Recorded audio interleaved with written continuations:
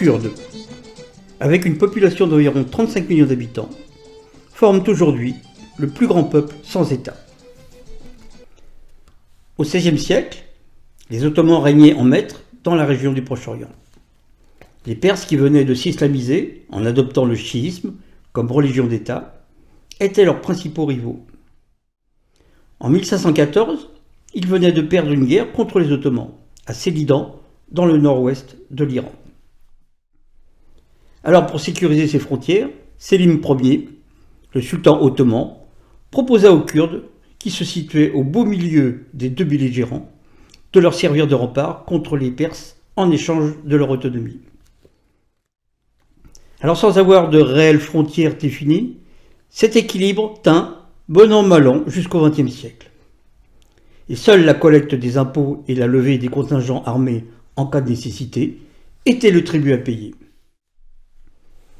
Les querelles frontalières entre les émirats kurdes étaient monnaie courante.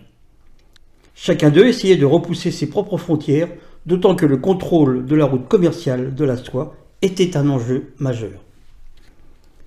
Ces rapports conflictuels expliqueront le peu de cohésion entre eux et le peu de résistance qu'opposeront les émirs kurdes face à l'Empire ottoman, quand en plein déclin sur la scène internationale au début du XIXe siècle, cet empire tentera de rétablir son pouvoir sur les provinces kurdes. Et à la chute de l'Empire ottoman, à l'issue de la Première Guerre mondiale, alors que les Français et les Anglais avaient promis aux Kurdes un État avec la signature du traité de Sèvres en 1920, 3 ans plus tard, en 1923, le traité de Lausanne remettra cette promesse en cause. En effet, une nouvelle république avait surgi des décombres de l'Empire ottoman, et Mustafa Kemal, à la tête de cette Turquie naissante, ne comptait pas céder un pouce de ses territoires.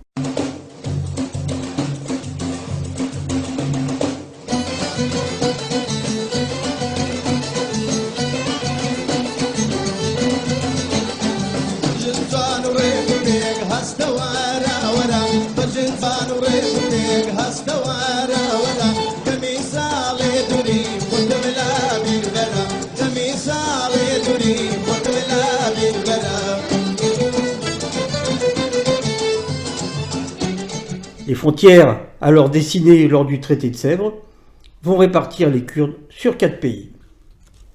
Et de nos jours, on dénombre très approximativement 18 millions de Kurdes en Turquie, 2 millions en Syrie, 8 millions en Iran et 7 millions en Irak.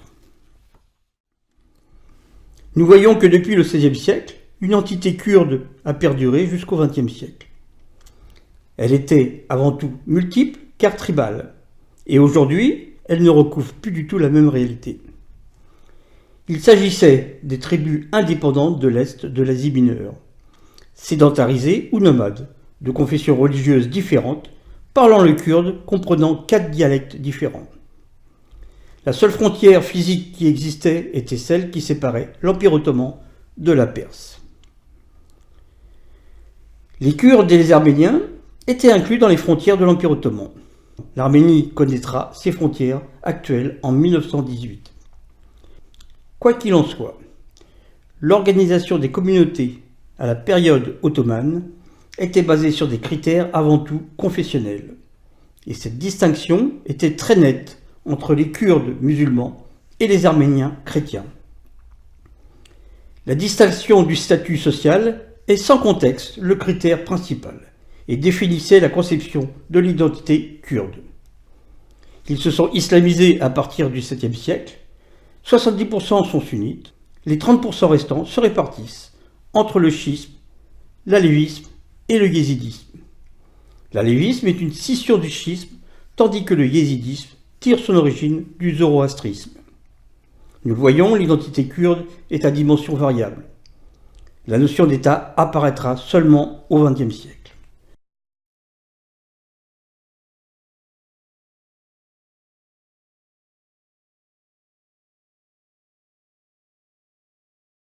Le traité de Lausanne, signé en 1923, avait enterré les aspirations nationales kurdes. Et le passage de l'Empire ottoman à la création de 4 États différents avait entraîné de fortes répressions dans chacun de ces pays. C'est la négation de l'identité kurde par ces États qui est à l'origine de cette guerre qui perdure sous des formes diverses encore aujourd'hui et fera germer la notion d'un État kurde. Alors en Turquie, si la République turque kémaliste, dans un premier temps, ce fut des promesses d'une place pour l'islam et d'un État kurde, elles furent très vite oubliées et remplacées par une très forte répression des minorités kurdes, alévis et arméniennes. De violentes campagnes nationalistes, des pogroms, des expulsions, répression systématique et violente de toute expression culturelle ou linguistique dissidente. On peut comprendre alors que dans ces conditions, toute une génération de Kurdes se sont définis turcs volontairement ou sous la contrainte. Alors au nom de la défense de l'identité musulmane, certains d'entre eux ont même dans les premières années soutenu activement cette république naissante. Alors si l'objectif de la république kémaliste à l'égard de l'islam n'était pas très clair et a pu entraîner des Kurdes derrière elle, cet objectif s'est très vite recentré sur la définition d'une identité turque et laïque, unificatrice derrière cette nouvelle république, et qui mettait la question religieuse au second plan. Et entre 1921 et 1938, pas moins de 4 révoltes verront le jour dans la région de Dersim, dans l'est de la Turquie, un bastion des Kurdes alévis. Cependant, les vieux démons étaient toujours présents, et chacune de ces révoltes a été durement écrasée, facilitée par le manque de cohésion et d'unité des entités kurdes.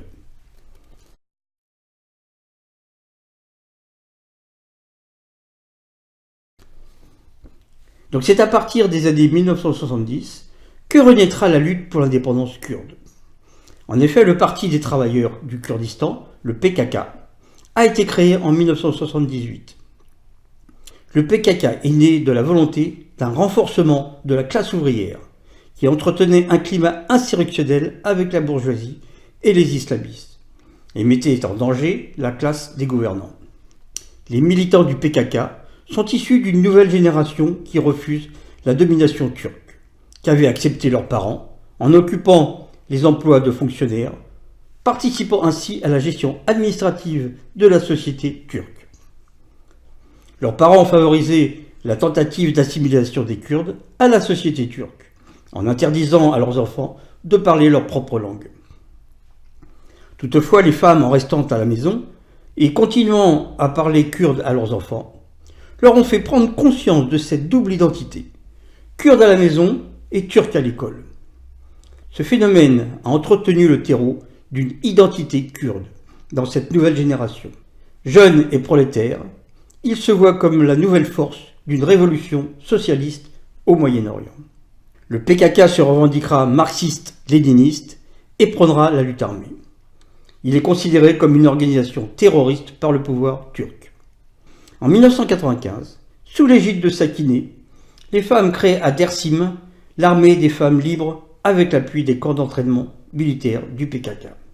Elles vont penser une organisation administrative, culturelle et politique dans lesquelles elles élaboreront une pensée philosophique qui va bien au-delà de la défense de leur identité de femmes kurdes.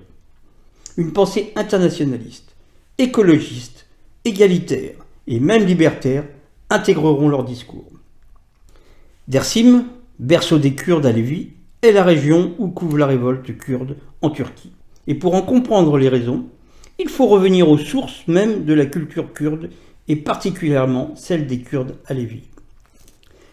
L'alévisme, scission du chiisme, est une branche hétérodoxe de l'islam. C'est une philosophie, une croyance hors de l'islam. Ils ont tendance à croire ce qu'ils voient, ce qui les rapproche plus du socialisme que de l'islam. Ils se sont tournés vers le modernisme. Ils sont républicains et féministes. Les femmes ont découvert les écrits des féministes d'Occident, tels que Emma Goldman, Rosa Luxembourg, Louise Michel. Ils se sont ouverts à une forme de laïcité. En 1999, le leader du PKK, Öcalan, sera arrêté et condamné à la prison à vie. Et en 2002, la lutte armée sera abandonnée et le mot indépendance sera remplacé par autonomie. L'armée des femmes libres quittera la Turquie et partira en 2003 dans les montagnes du Kandil, dans le nord de l'Irak, pour y parfaire leur autonomie. Elles seront rejointes par les femmes venues d'Irak, de Syrie, d'Iran et d'Europe.